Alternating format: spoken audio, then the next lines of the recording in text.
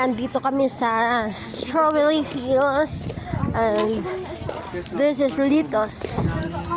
Dami-daming Litos ano. Cultured mushroom.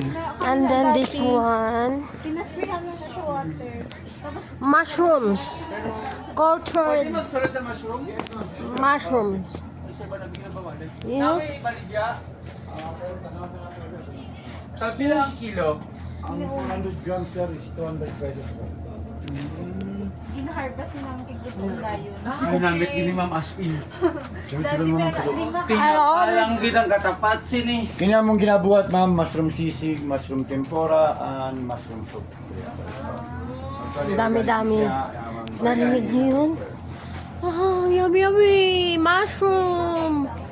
Dili. Actually, ang dice pa na ni ma'am up to 9 months. Tapos siya mga Galing. I like it. And this one. You see? So pag-harvest niyo mga pagtanggal ni mani, nanong siya magawas. We're here in O everyday siya magawas. Strawberry Hanggang Hills. 9 months.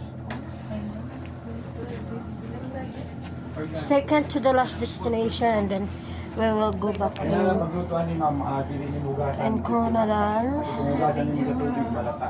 Yeah, that paglas again. Siya pwedeng mabasa tayo.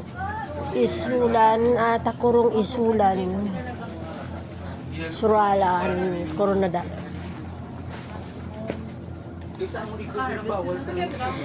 Yan naman, pag-harvest niyo no, hingan na po siya magawas. Magka-spore siya. Tanggal yung mana na po siya magawas sa first, second day na po. Tara ma'am. Ay, gusto ko